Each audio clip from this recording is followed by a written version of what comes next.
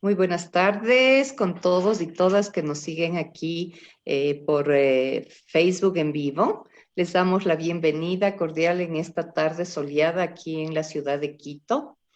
Y como de costumbre, vamos a hacer un resumen de el día anterior. El día anterior estuvimos con el doctor Marcelo Terán, pediatra, que nos habló sobre las consultas frecuentes y las preocupaciones que tienen las madres con sus hijos en relación a lo que es las alergias y lo que se puede confundir con los síntomas del COVID-19.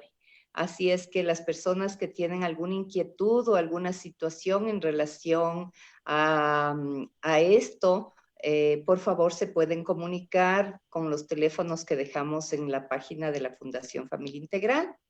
Hoy tenemos el gusto de estar con el doctor Guillermo Rodríguez, colombiano, constelador familiar, educador y muchas otras cosas más. Buenas tardes, Guillermo. Buenas tardes, Tati.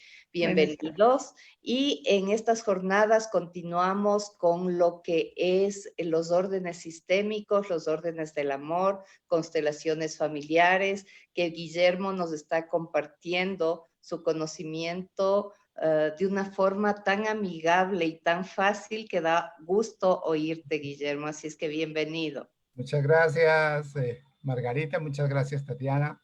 Muchas gracias de nuevo por esta invitación. Créanme que me da mucha emoción poder verlas y compartir lo poco o mucho que vamos en esta experiencia y en este recorrido. Entonces, muchas gracias. Bueno, cuéntanos qué tenemos para el día de hoy. Bueno, el día de hoy la idea es desarrollar un poco uno de los aspectos de las constelaciones familiares que tiene que ver con lo que hemos dado en llamarlo transgeneracional, es decir, con la memoria familiar, cómo se manifiesta, cuáles son los mecanismos de transmisión de la memoria familiar. Digamos que, resumiendo un poco, la semana pasada vimos los órdenes del amor como aquellos marco de referencia donde para que el amor fluya en una familia o en un sistema cualquiera, un sistema humano, para que aquello que hacemos con buena voluntad, con la mejor intención de resultados, pues Bergelinger habla de que tiene que haber un marco de referencia y es la pertenencia, es decir, que todos los que pertenecen al sistema deben estar, tienen un lugar y tienen un lugar, lo que da el orden, y deben estar en equilibrio.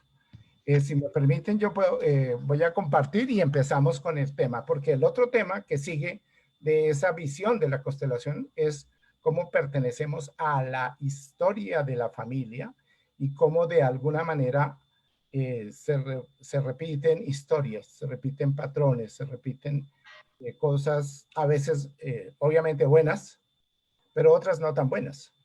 Bueno, te estás refiriendo a que somos muy leales a la familia, tomamos esa memoria y la repetimos una y otra vez de generación en generación hasta que Correcto. nos despertamos y miramos ese patrón.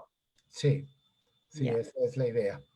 Entonces, un poco es revisar cuáles son esos mecanismos y pues digamos que desde mi punto de vista como médico, pues también me inquieta cómo es eso, porque no es frecuente que nosotros veamos eso, ¿no? Culturalmente no lo vemos.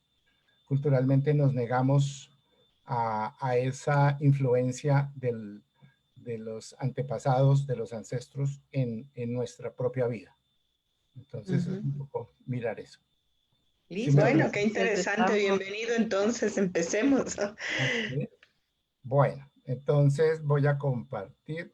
¿Me permites compartir? Uy, eh, no veo cómo compartir ahora. Ay, caramba.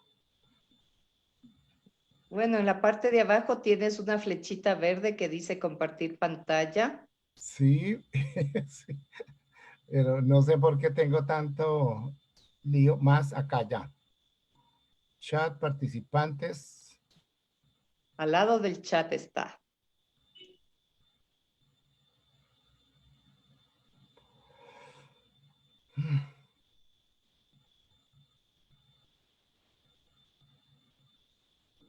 No, no me aparece. Espérate a ver si es que es por... Ya, ya. Es que esto es grande. Listo. Sure. Listo, ahí Listo. estamos. Ya estamos. Así es. Gracias. Entonces, espérenme yo para estarlos mirando porque es que tengo dos pantallas, entonces se me va para un lado y no. Bueno. Ok. La vez anterior, voy a ponerme aquí un poquito así. La vez anterior habíamos visto, y aquí fue donde terminamos pues esta presentación, las órdenes del amor, donde la pertenencia oscila entre la inclusión y la exclusión. La inclusión da unas consecuencias emocionales constructivas para las personas, ¿cierto? Su identidad, su seguridad, su tranquilidad. Lo mismo estar en su lugar, en el sitio, en el orden de esa familia o de esa organización humana. Y lo mismo sentirse en equilibrio. Y como veíamos cómo la exclusión, el desorden y el desequilibrio tenían unas consecuencias emocionales negativas. El miedo, la tristeza, la rabia, la culpa, la ansiedad y la inseguridad, en fin, y también la identidad, o sea, la identidad en cuanto a que nosotros somos en tanto que somos parte de, y no es el famoso ego, sino que nosotros somos parte de, y eso es lo que nos da nuestra identidad. ¿Qué pasa con lo transgeneracional? ¿Sí? ¿Cómo es? ¿De dónde sale esta idea de que lo transgeneracional? Y básicamente sale de fenómenos observados. Entonces, por ejemplo, se repiten formas de relación de hombres y mujeres. Mirando, por ejemplo, allí una figura que puse en esta, donde se ve que las mujeres, esta mujer, su pareja está mirando para otro lado. ¿Ven la flechita o no puedo? ¿No ven? Sí se ve la flechita. Ok. Entonces, esta mujer tiene una pareja, pero la pareja está mirando para otro lado. Pero cuando uno mira a la mamá, sucede que la pareja de ella también está mirando para otro lado. Y cuando uno mira a la abuela en la historia, sucede que la pareja de ella también mira para otro lado. Es decir, de alguna manera son mujeres que se hacen cargo de la familia y de sus hijos solas, o de alguna manera algunas dicen nosotras no necesitamos hombres y nosotras podemos, y así crean los hijos, ¿no? Dicho de otra manera, una mujer puede decir, a mí me pasó lo mismo que a mi mamá, a mí me pasó lo mismo que a mi abuela, ¿sí? O dicho en masculino, igualito al papá. Salió borrachito igualito al papá. Salió, cuando decimos igualito, casi nunca es para decir cosas buenas, ¿no? Casi siempre es para decir que salió borracho, que salió, bueno, cualquier calificativo de las cosas tan bonitas que a veces hacemos los hombres. Salió al abuelo o al tío, salió al padre, es cuando, por ejemplo, salió inteligente, logró, tiene logros, salió buen negociante como el papá, buen negociante como el abuelo. Es decir, así, ese es el fenómeno, eso es lo que aparece en las historias. Aquí abajo, en la figura de abajo, por ejemplo, vemos, perdón, pero es que parece que la imagen está volteada. Bueno, no, está en la misma imagen, pero está volteada. Bueno, eso sí fue un error aquí. Hay fenómenos, por ejemplo, donde yo tengo mi pareja y tuve una primera pareja y ahora tengo otra pareja. ¿Sí? Cuando se mira la historia de papá, él también tuvo otra pareja. cuando se mira la historia del abuelo, él también tuvo 2 parejas o 3. Y se establecen esas formas, una repetición de las formas de la relación entre hombres y mujeres. Anne Anselin Schussenberger es muy importante porque ella es una abogada rusa de origen, pero que se radicó en Francia, es abogada y psicoanalista, y ella encontró también fenómenos que le llamaron la atención. Relata varios casos, pues muchos en su casuística. Por ejemplo, mujeres muertas de cáncer a la misma edad.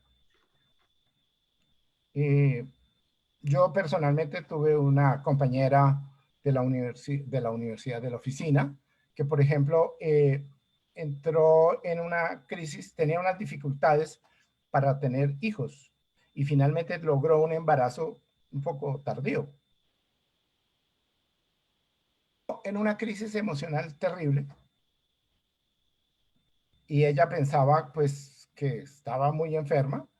Efectivamente estaba enferma, tenía una miomatosis uterina y cuando hacemos la constelación, aparece la historia de la mamá. ¿Y cuál era la historia de la mamá? La mamá había tenido cáncer de útero y había muerto a la edad de 35 años cuando ella tenía como unos 14 años.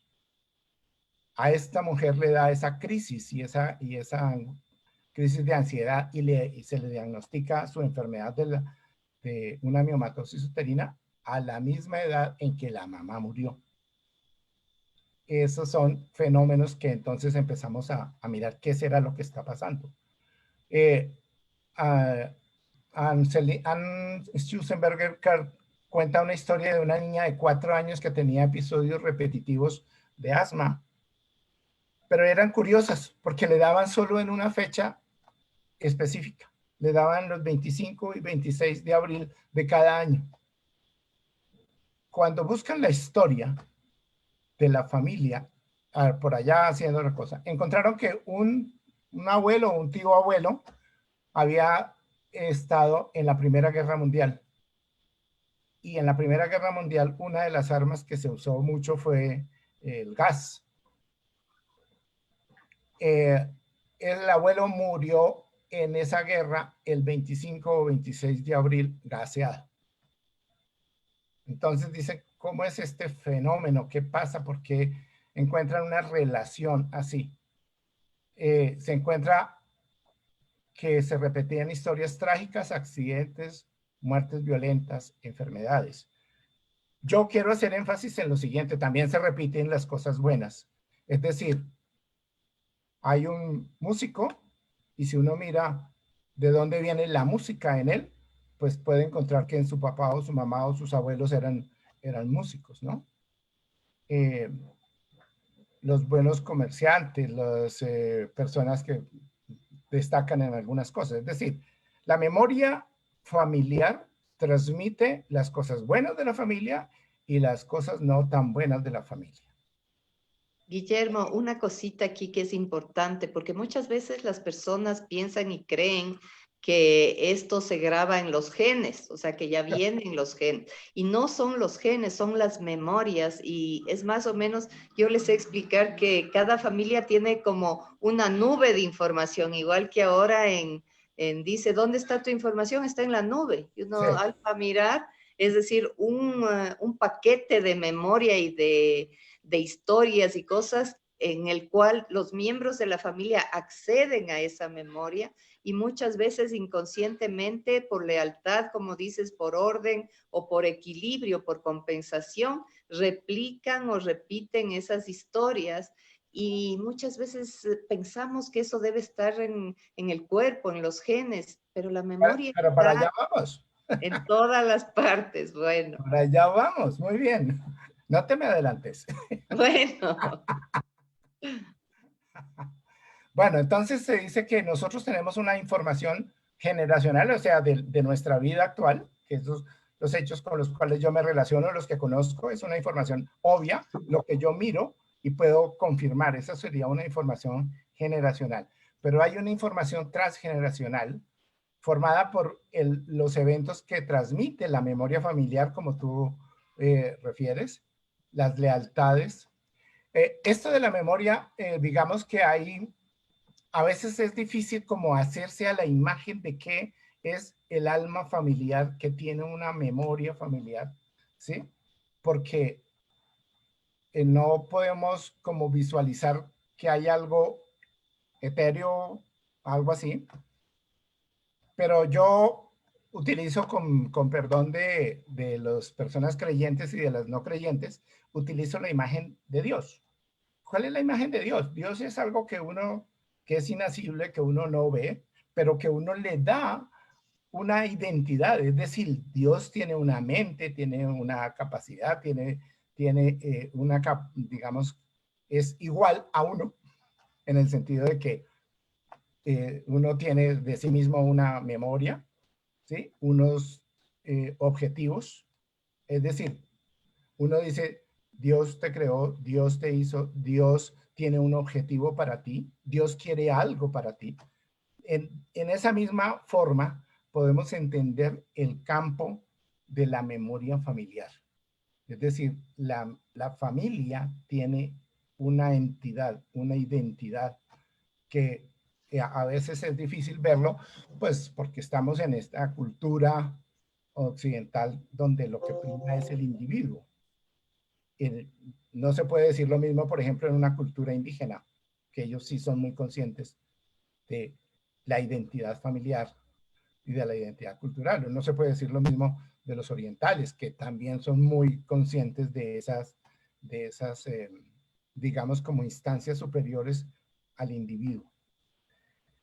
Entonces la información de esa familia, ese campo de información, ese campo de memoria, pues ahí hay cosas muy conscientes, como lo decía, y lo hacemos con, por ejemplo, con los nombres.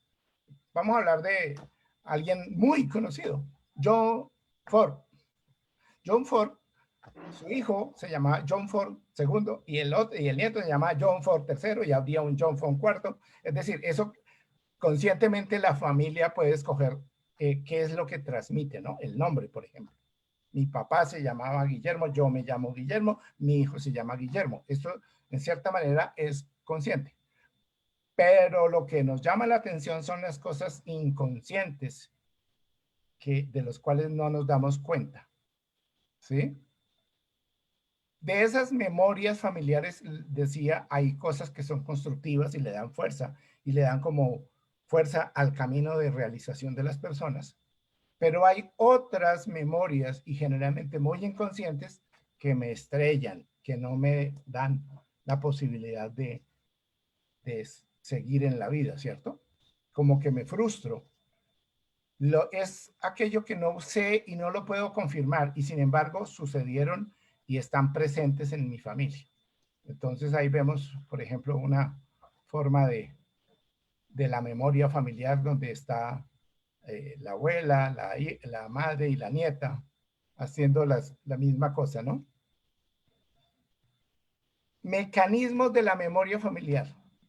Aquí yo metí mi, mi gen, mi gen médico, ¿sí? Mi formación médica, porque obviamente a mí me interesa saber de qué maneras es que esto ocurre.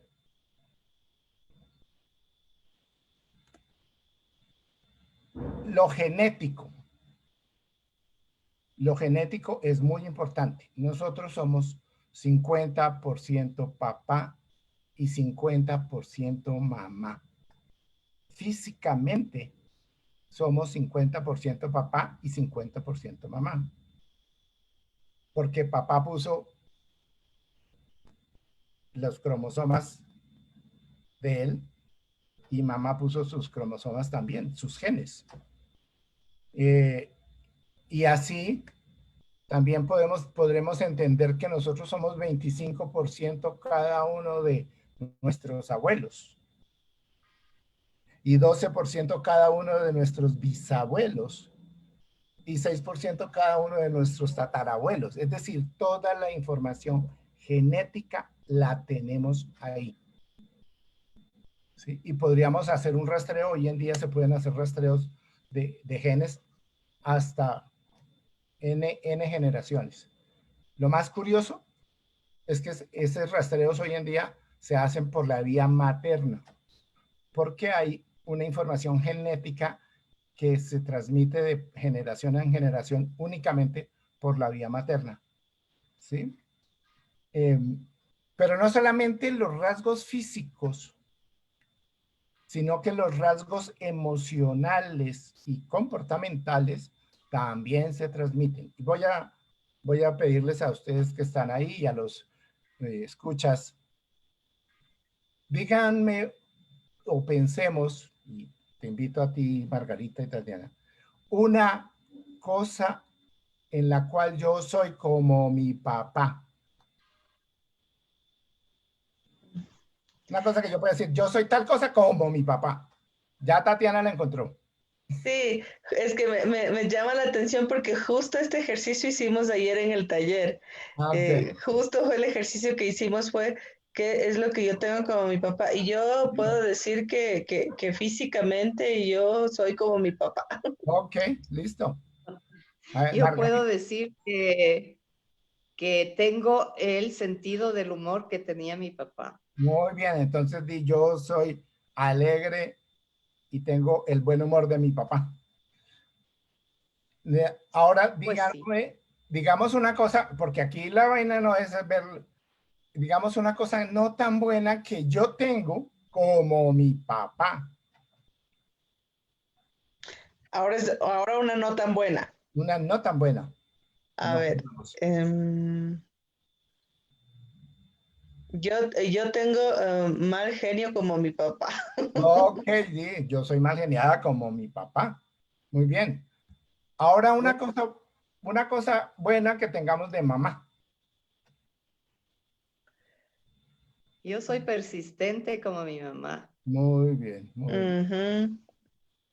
Sí, sí, sí, yo soy trabajadora como mamá. Ok. Ahora, una cosa no tan buena como mi mamá. Yo puedo ser agresiva como mi mamá. Ok, muy bien. Ujú.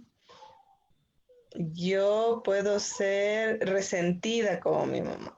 Ok. Y yo espero que los que están escuchando estén escribiendo sus cosas, ¿no? Y se den cuenta. Sí, aquí tengo alguna, me están enviando por chat y nos envía Elizabeth y dice, me falta la vista como mi papá.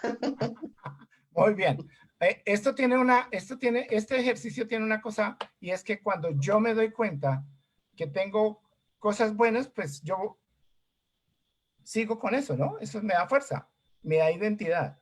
Pero cuando tengo cosas que no son tan buenas, de las cuales de pronto yo no quiero seguir, cuando yo me doy cuenta que no es mío, yo con amor y con respeto puedo entregar eso a papá o a mamá o al abuelo o a los tíos y decir, con amor y con respeto, es de ustedes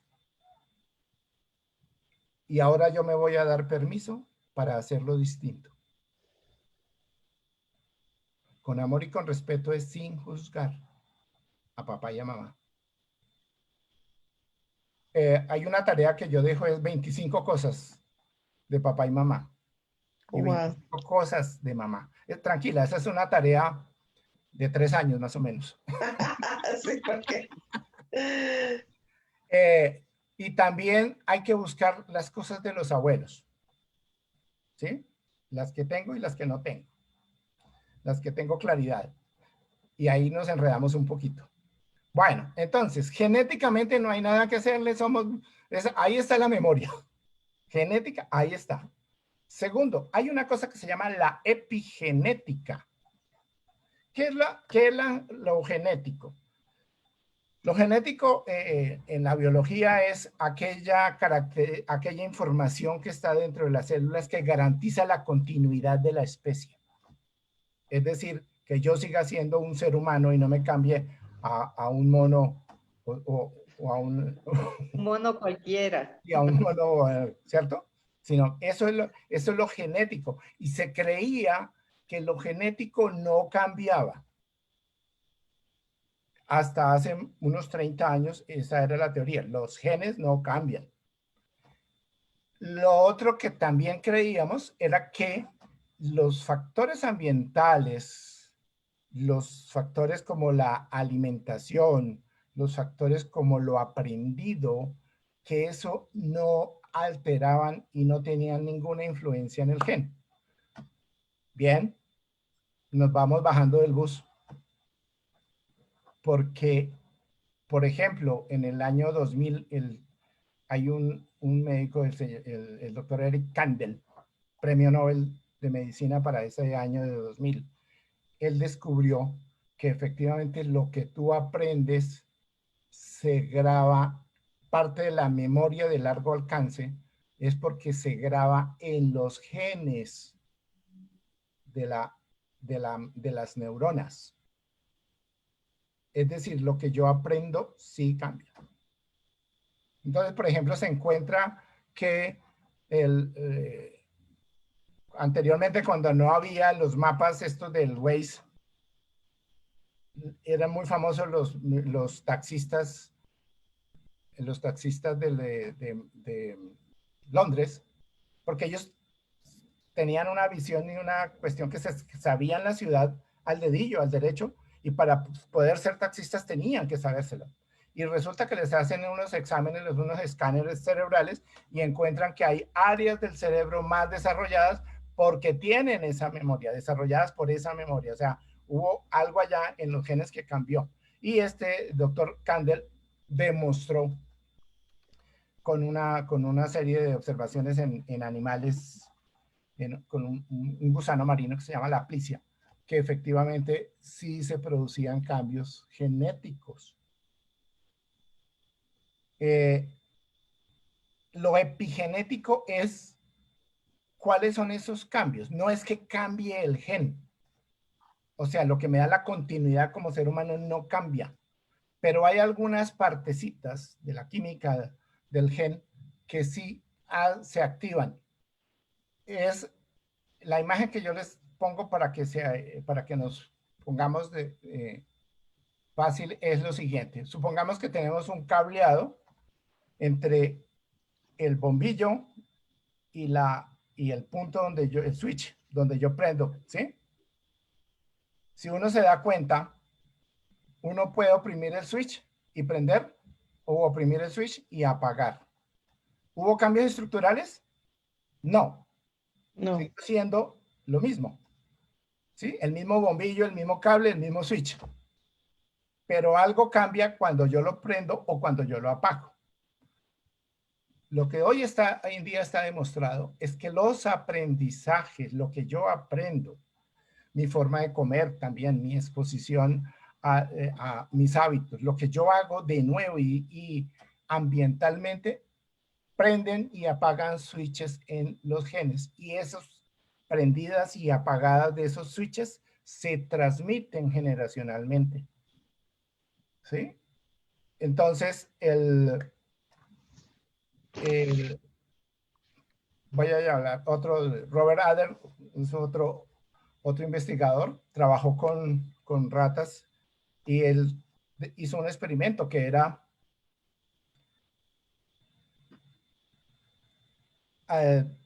digamos, afectar el sistema inmunológico de la rata. Le aplicaba una sustancia que le dañaba el sistema inmunológico, la inmunodeprimía, pero al mismo tiempo le daba azúcar. Eso es digamos, la clásica de Pavlov, ¿no? El clásico condicionamiento de Pavlov. Yo hago una cosa y al mismo tiempo hago otra cosa y entonces condiciono. Lo que él encontró, pues, en el condicionamiento clásico era que después, ya sin dar la sustancia inmunosupresora, le bajaba el sistema inmunológico a la rata cuando le daba azúcar. ¿Sí? Entonces, ya. Pero lo que encontró después fue que en la segunda y la tercera generación de raticas, solo con darle el azúcar el sistema inmunológico se deprimía. Es decir, hubo un cambio que no volvió la rata a un gato ni nada de eso, siguió siendo rata, pero hubo un cambio inducido ambientalmente que se transmitió a las siguientes 2 o 3 generaciones. Eso se llama lo epigenético. Y podemos buscar mucha información que una memoria. Por ejemplo, una memoria de una hambruna en una población, en las siguientes generaciones determinó ciertos comportamientos con la comida, por ejemplo, y ciertas enfermedades como la diabetes. Eso es muy importante porque esas son formas de pasar la memoria familiar. Los aprendizajes y lo experiencial activan o desactivan sectores de los genes. No cambian los genes, pero los activan. Ahora vamos a hablar de las memorias celulares. Entre comillas, no me acuerdo quién fue quien se inventó el término memorias celulares, pero es que todo lo ocurrido durante el periodo del embarazo y el parto inciden en la memoria del niño. Aquí hay un cantante muy conocido y él contaba una historia. Dice que una vez estaba sentado en una tienda, en un sitio y con unos amigos y de pronto llegaron un trío a ofrecer canciones. Ellos le dijeron, sí, toquen. Y el trío empezó a tocar y a tocar canciones. De pronto sonó una canción, cantaron una canción. Y este cantante dice, yo no conocía esa canción, pero yo sentí un escurrimiento, como algo eléctrico que me recorrió toda la espalda. Así lo dijo. Y entonces, y dice, y me dio tanta emoción que yo lloraba, pero yo no entendía porque yo no conocía la canción, yo no me sabía la canción. La hizo tocar varias veces y cuando salió, se fue para donde su mamá. Su mamá también es una música. Y entonces le dice, mamá, ¿tú conoces tal canción? Y la mamá fue y buscó un cuaderno y abrió el cuaderno y dijo, en ella estaban unas canciones cuando ella las estaba aprendiendo. Escribía la canción, colocaba los acordes de la música, pero tenía una cosa, tenía la fecha de cada canción. Y dice, cuando yo estaba aprendiendo esta canción, tú estabas en la barriga de 6 meses. A ese tipo de memorias se le llaman memorias familiares, memorias celulares. Es decir, una condición del ambiente de la mamá deja una huella emocional en el hijo, sí la deja. Una mamá que tiene un embarazo tranquilo tiene muchas probabilidades de que su hijo sea tranquilo, pero una mamá que tiene un embarazo complicado o un embarazo en donde sus condiciones con la pareja o condiciones económicas, todo eso van dejando la huella. Así va pasando la memoria familiar. Y el parto. No es lo mismo nacer en un parto normal que nacer por cesárea. No es lo mismo nacer en un parto tranquilo que en un parto complicado. Eso deja una memoria en el niño. Obviamente la otra manera de ver es lo aprendido entre los 0 y los 5 años. Aquí quisiera parar un poquito para mirar un videito. Y Gracias, sí. voy a ver si logro compartirlo. Lo que no sé es cómo compartirlo. Tengo que no descompartir, ¿no? Primero. Sí, sí, mejor. Lo puedes. Sí, porque no. Ay, pucha. Ahora, ¿cómo le hago? En este momento estás compartiendo pantalla. Sí, Entonces, cierra compartir pantalla. ok, pero bueno, es que no me aparece el no compartir. Arriba, en la parte de arriba. En la parte de arriba dice Speaker View. No. Dice en rojo, dejar de compartir. Ah, ya. Ya te la dejo. Es que Ya lo que está. pasa es que tengo 2 pantallas, entonces, bueno, ahora voy a activar mi video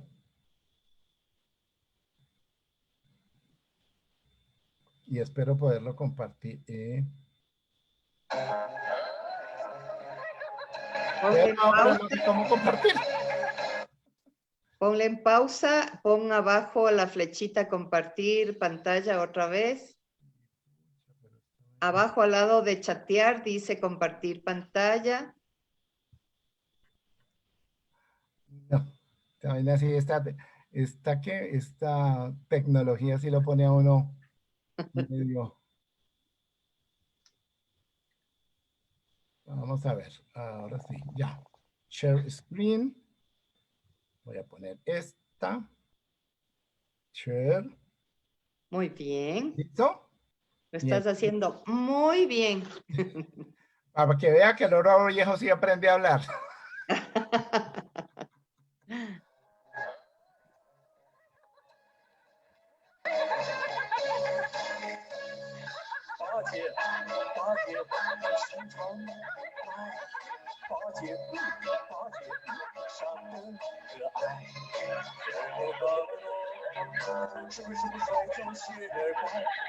¿Sí se está viendo? Sí, sí.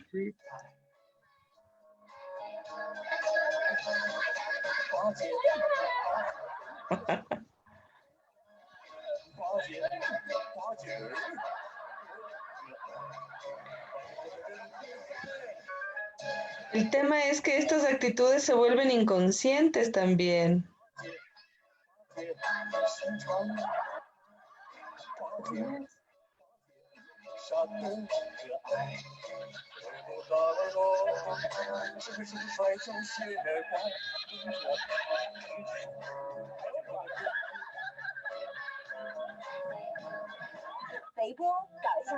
Muy bien.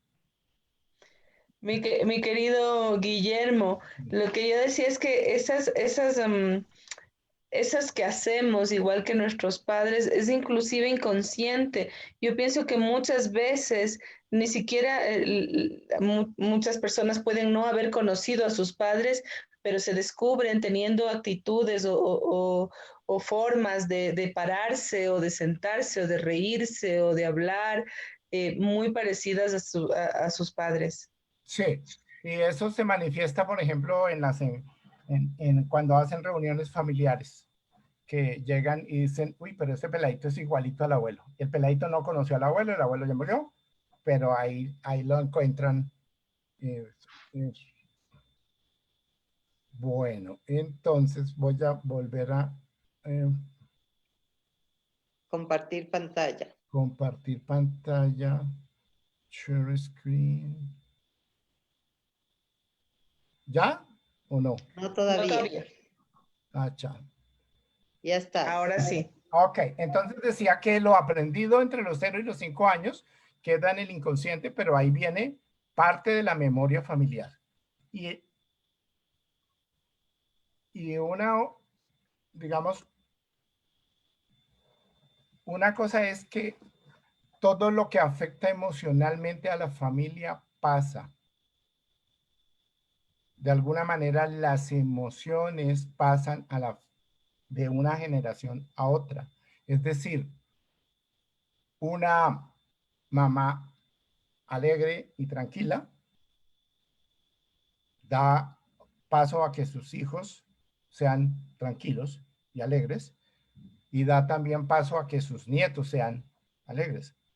Pero unas historias de dolor, unas historias de tristeza, unas historias de rabia, de maltrato, también dejan emociones y esas emociones pasan, ¿sí? De alguna manera, lo que a mí me afecta, por ejemplo, en mi relación de pareja, yo se lo paso a mis hijos. Pero lo que a mí me afectó de la relación de pareja de mi papá y mi mamá, también se lo paso a mis hijos. El principio básicamente es, las emociones navegan por la familia y aquellas cosas que están pendientes por resolver pasan de una generación a otra, pasan de una generación a otra eh, por por las personas más sensibles de la familia, que son los niños. Mm. Es decir, Mi dolor y mi rabia con mi pareja, ¿a quién se lo cobro? ¿A quién se lo paso? A mis hijos. ¿Sí? Mi dolor y mi rabia con mi papá y mi mamá, yo se lo cobro a mi pareja y luego a mis hijos, porque yo doy de lo que tengo. Esa es la otra manera de los mecanismos de transmisión de la memoria familiar.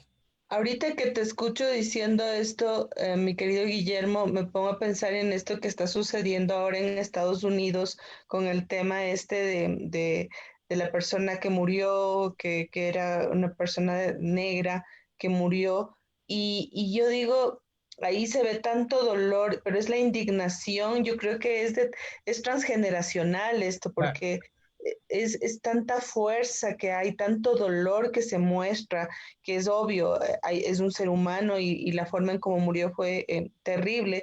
Sin embargo, es como que yo siento que ahí hay algo más detrás y es ese dolor del maltrato que vivieron, que no es de ahora, sino que fue muchísimo tiempo atrás que pasó en Estados Unidos y bueno, en muchos lugares, ¿no? claro, muy bien. Sí, señora.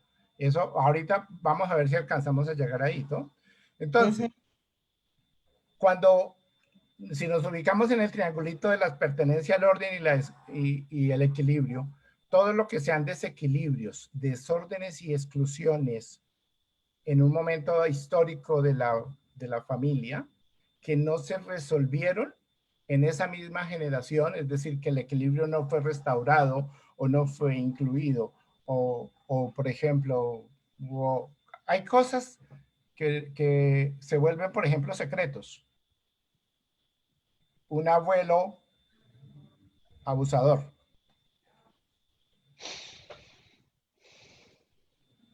Eh, Eso se vuelve un secreto. Y en ese secreto hay una exclusión. El secreto excluye a dos, al abusado y al abusador. Eso es una exclusión, es un desorden y es un desequilibrio. Como eso no logró ser resuelto ese desequilibrio, por ejemplo, no es resuelto, pasa a la siguiente generación. Eh, y los más pequeños son los que llevan la carga y se dice desde el punto de vista de las constelaciones familiares que hay el sistema familiar designa a un representante para volver a hacer ver eso.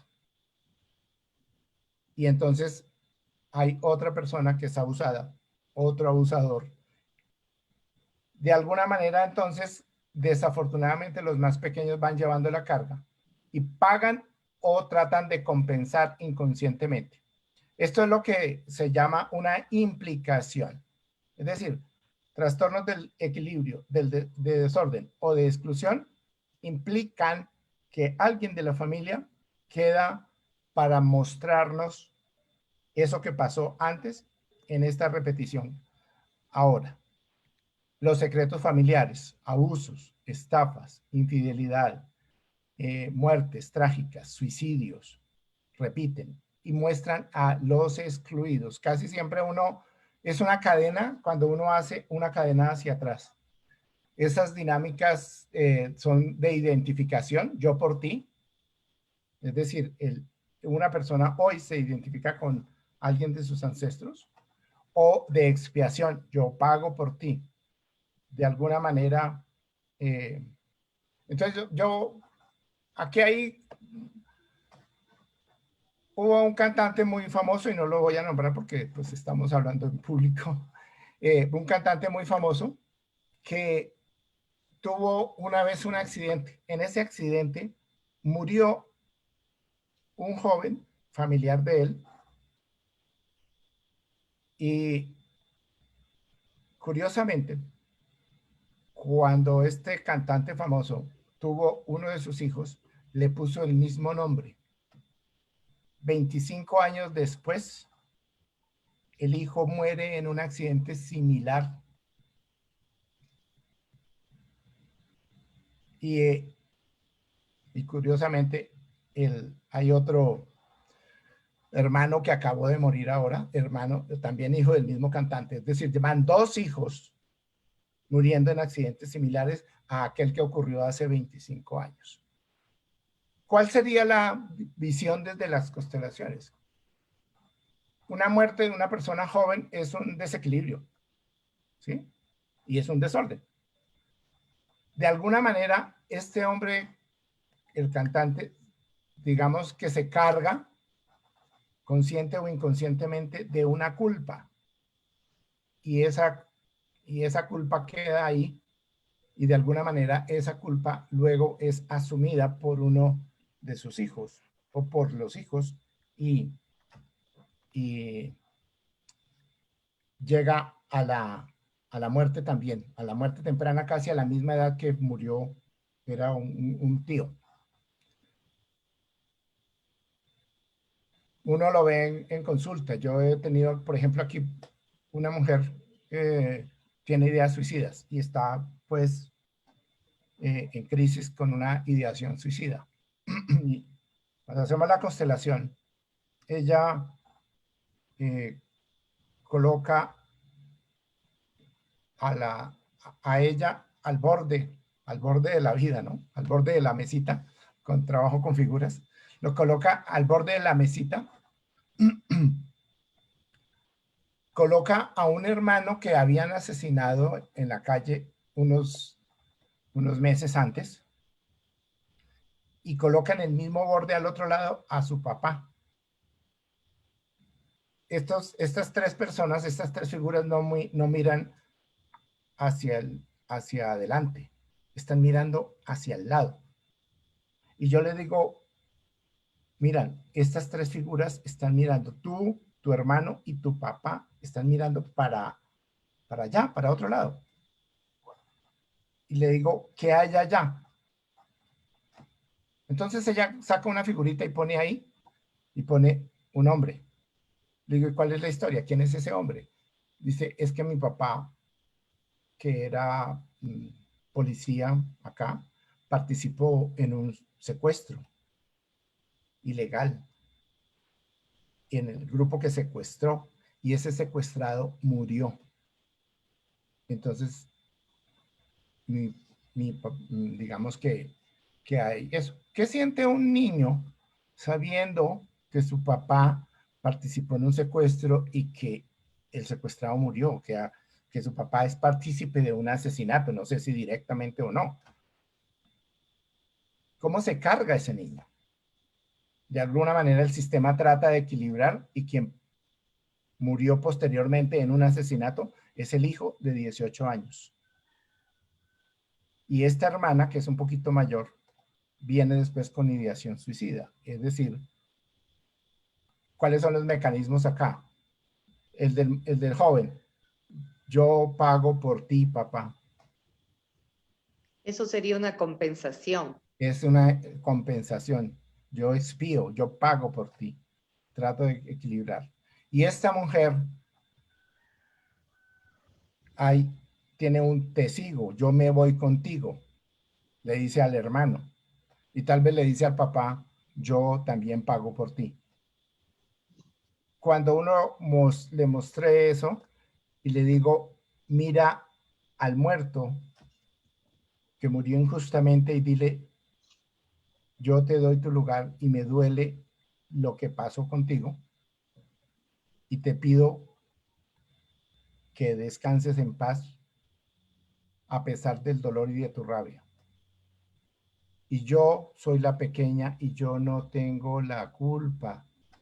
Yo no soy responsable de eso. Ahora le digo, ahora mira a tu papá y dile, papá, tú me diste la vida, pero tú te haces cargo de lo tuyo. Y le pido que mire a su hermano y le digo, dile a tu hermano, ya fue suficiente. Yo me quedo para honrar tu muerte. Y ya. Es decir, uno en la constelación logra ver estas tramas y estos dramas, ¿no? Familiares. Para Tengo una pregunta, mi querido y nos dice, ¿qué pasaría con los políticos que roban sin piedad? ¿Qué pasaría en sus vidas y en las de sus futuras generaciones? Sí, esa pregunta nos la hacemos todos. No, miren, hay una cuestión con los corruptos y los psicópatas, ¿sí? Eh, realmente yo estoy casi que convencido de que llegan al poder personas psicópatas. Y los psicópatas tienen una característica emocional, es que no están conectados emocionalmente. Es decir, un psicópata puede matar, robar, asesinar y no siente nada. ¿Qué es eso? Es, es la exclusión llevada al extremo. ¿Sí? Un psicópata lo que está es excluido y nos muestra excluidos. Un psicópata está excluido y es tan excluido que ni siquiera pertenece a la especie humana, porque no le duele lo de los otros humanos. Entonces, no me importa. No me importa. Sencillamente, estoy tan excluido que lo tuyo no me importa. Puedo tomar tu vida y no me importa. El psicópata, los corruptos, son de ese grado de exclusión. ¿Sí? Y cuando uno hace, aquí hace poco hice un evento grandísimo y entonces pusimos un grupo diciendo, ustedes representan a los corruptos. Y fue muy diciente y muy cómico, decía, si uno lo pudiera decir, que mientras habían los otros grupos sociales, el grupo de corruptos se hizo todos lejos allá, por encima, y ellos decían, todo lo que está pasando allá no nos importa, no es nuestro. Es decir, absolutamente excluidos y absolutamente excluidores. Y esa es una Guillermo, me memoria familiar gustaría, que va pasando también, ¿sí? ya, me gustaría hacer una acotación aquí que es importante, que es el contexto. Y sería preguntarnos a nosotros mismos cómo así elegimos a esos psicópatas y cómo así elegimos a esos corruptos como representantes nuestros. ¿No será que de alguna forma los seres humanos nos creemos lo máximo de las especies y que estamos ya desvinculados con los otros seres y que por eso son esas personas? Porque parece que es global en todo el mundo. Los Sí, que elegimos como representantes de alguna forma o son o se transforman en psicópatas, en corruptos o en personas no vinculadas emocionalmente al cuidado o protección de la especie. Entonces sí. sí, habría que ir más allá en la memoria transgeneracional, como tú dices, en el contexto vivido de los países y en muchas cosas que puede afectar a esa lectura, porque no es tan simple así decir, bueno, ellos son, nosotros los elegimos y elegimos psicópatas Claro, y elegimos es que corruptos. cuando yo digo, fíjate que lo que pasa es que esto es dinámico y es dialógico, o sea, es de dos polos que están opuestos, como lo positivo y lo negativo, que son opuestos, pero que son una unidad. Es decir, nosotros elegimos unos psicópatas porque representan algo de nosotros también, de alguna manera, ¿sí? Representan como esos impulsos a veces de exclusión que tenemos, porque nosotros, la inclusión y la exclusión no es que estén separadas una de otra. Es decir, por ejemplo, yo puedo estar muy bravo porque mi hermano, la oveja negra de la familia, eh, me toca irlo a sacar de líos y irle a pagar las deudas y irlo a sacar de la cárcel porque hace ta, ta, ta, ta, ta, ta, ta, ta, ta. Y yo tengo y cuando hago una fiesta y llega mi hermano, digo, uy, ya quién lo invitó. O sea, yo lo tengo excluido, ¿sí? Pero cuando le pasa algo, yo voy y lo saco. Entonces yo quedo atrapado entre la inclusión y la exclusión. Y ese es el ser humano. Eso es lo humano, ¿sí? De modo que los psicópatas que están excluidos realmente la imagen para entenderlo es que están excluidos y que excluyen al resto, pero no están excluidos, no pueden estar excluidos, son parte de nosotros, nos muestran algo de nosotros los buenos, ¿no? Y es parte, es parte, eso estuvo muy bueno, y es parte y son parte del sistema, o sea, porque ahí donde puedes mirar precisamente cómo el sistema amoroso trae a todo, y yo creo que eso es parte de elegirlos, como decía la Marga, es incluir, ¿no? Porque el Sí, sistema lo que siempre va a querer es que estemos todos incluidos, o sea, aquí no hay claro, buenos ni malos, claro, sino que simplemente vamos a incluir todo y pues son parte, sí. Ok, son parte. bueno, miren, yo quisiera, en estos últimos minutos, quisiera hacer un ejercicio, los que ustedes quieran, no sé si se pueden parar. Ujú. Yo Sí, sí. quiero que sintamos la memoria familiar, ¿sí? Y los que están allá. Vamos a pararnos y ojalá tengamos un espacio hacia atrás. En este momento podemos cerrar los ojos y, y ponernos en contacto con nuestro cuerpo.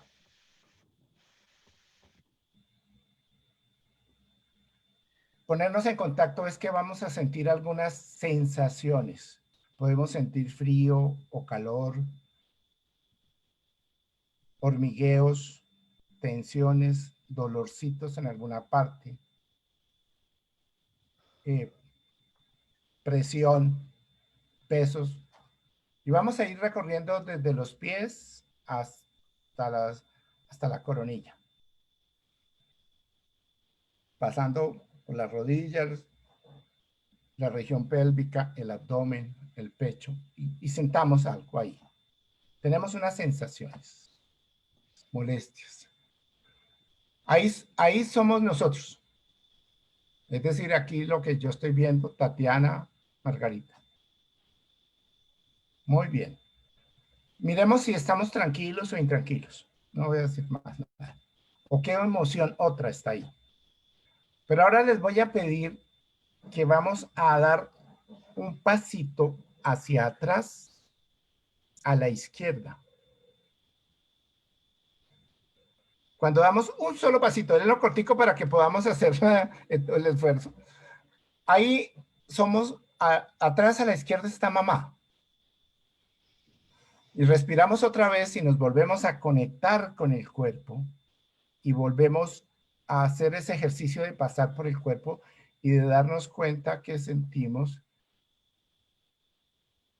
cuál es nuestra actitud del cuerpo.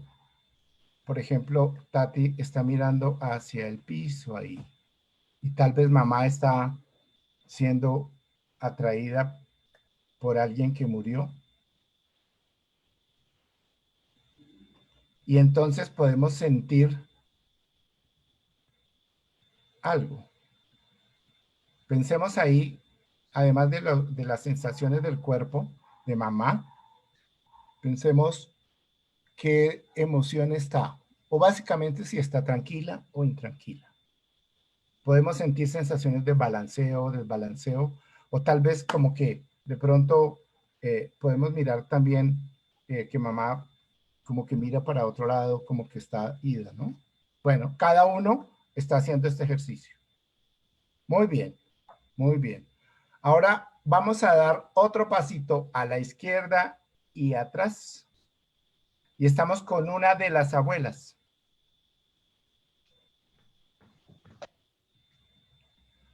Volvemos a hacer ese ejercicio. Ahora es la abuela materna. Y respiramos otra vez profundo y nos permitimos conectarnos con el cuerpo otra vez. Y miramos si las sensaciones son iguales o distintas. Frío, calor, tensión. ¿Cómo están las manos? ¿Cómo están las piernas, el abdomen? A veces hay dolores allí, el pecho, la espalda o la cara.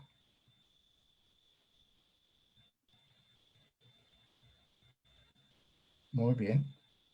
Pensemos cuál emoción. ¿Esa abuela está tranquila o intranquila?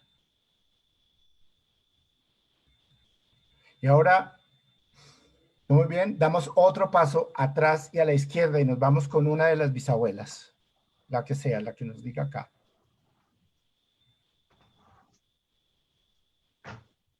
Y nos conectamos físicamente a través del cuerpo con esa bisabuela. Las sensaciones,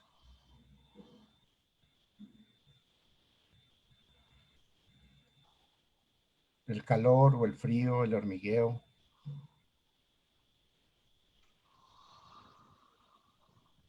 Y volvemos a darnos cuenta si esa bisabuela está tranquila o intranquila. Muy bien. Miramos para dónde miramos, para arriba, para abajo, hacia lo lejos. Algo nos jala, algo nos lleva, algo nos trae. Muy bien. Muy bien. Ahora vamos a dar en regreso, vamos a dar un pasito hacia adelante y estamos con la abuela. Otro pasito y estamos con mamá. Y otro pasito y estamos nosotros. Volvamos a sentir el cuerpo. Y de pronto, entonces, nos damos cuenta si sentimos cosas iguales o distintas a como soy yo. Sí, es distinto. Ok, es distinto, ¿cierto?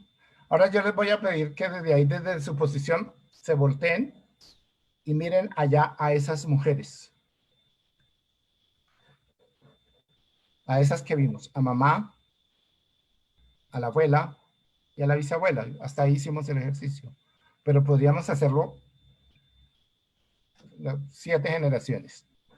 Dile, ahora le decimos mamá y abuelas. Ahora yo entiendo su dolor, su tristeza, su rabia, su soledad. Y con amor y con respeto, la dejo con ustedes. Y no las juzgo. Pero ahora también veo su fuerza, porque gracias a ustedes, yo estoy aquí. Yo estoy viva, porque vengo desde ustedes, de todas las mujeres de esta familia y de todos los hombres de esta familia. Entonces yo me quedo con la vida, con su fuerza, con el amor, y voy a honrar mi vida y voy a honrar esa vida que ustedes me dieron, haciendo algo bonito con mi propia vida, algo bueno con mi propia vida. Entonces ahora miro hacia adelante.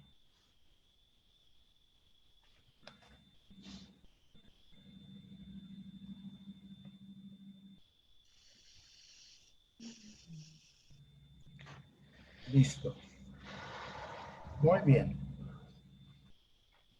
Muchas gracias por darnos su ejemplo, Tati y Margarita, para que pues podamos entender que ese campo de información de que nos habló Margarita no es algo etéreo, es algo que está ahí en nuestro cuerpo y que lo podemos sentir cuando hacemos este tipo de ejercicios. ¿Sí?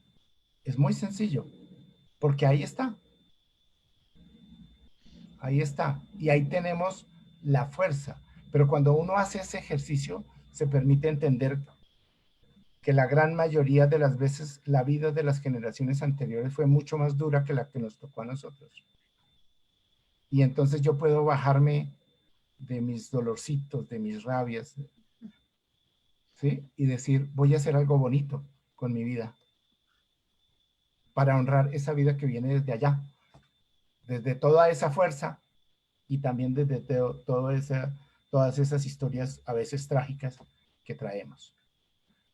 Lo transgeneracional está aquí, como lo dice Margarita. Está en el cuerpo nuestro, está en nuestra memoria, está de esa memoria transmitida de todas esas maneras que pudimos y seguramente habrán otras que yo no conozco. Pero bueno, yo encontré esas. Listo. Bueno, Muchísimas muchas gracias. gracias. Gracias a ti, mi querido Guillermo. Eh, pues se nos quedaron ahí un par de preguntas, pero es importante. A ver. Dice, bueno, sí dice, cuando el abuelo abandonó a una, se me fue. Cuando el abuelo abandonó a la familia, igual se le lleva en la memoria. Exactamente. Sí, señor. Y Ujú, y hay que verlo benignamente. mm, ¿Sí?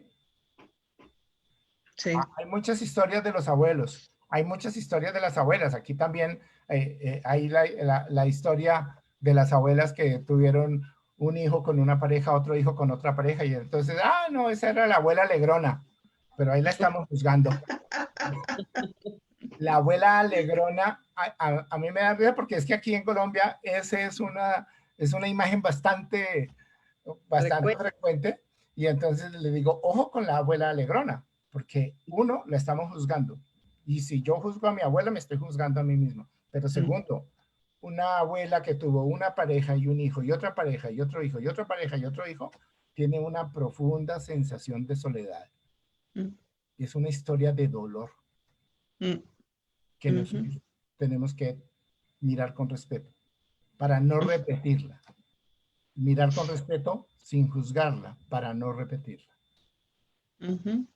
Listo, mi querido Guillermo, te agradecemos mucho, mucho, mucho. Ha sido me he sentido muy contenta y aparte me ayudó muchísimo el ejercicio personalmente, así que muchas gracias por ese regalo. Invitadísimos y porque quedamos de seguir, entonces vamos a seguir. Me parece la próxima semana nos vas a acompañar también. Sí, señora, sí, Gracias. espero poder tener el espacio. Me gustaría la próxima semana mirar lo que es la pertenencia, porque hay Perfecto. cosas muy gordas en Ujú. la pertenencia. Perfecto. Así lo haremos entonces. Te agradezco mucho y te mandamos un abrazo enorme. Gracias por tu tiempo, gracias por tu generosidad A y ustedes. pues nos vemos la próxima semana. Mi Marga, con los demás nos vemos en la noche a las 7 de la noche con Marcelo, el psicólogo Marcelo Hunda y dinámicas de la pareja. Así Ok. que hasta luego y que estén muy bien. Gracias a todos. Gracias. Muchísimas gracias, Margarita.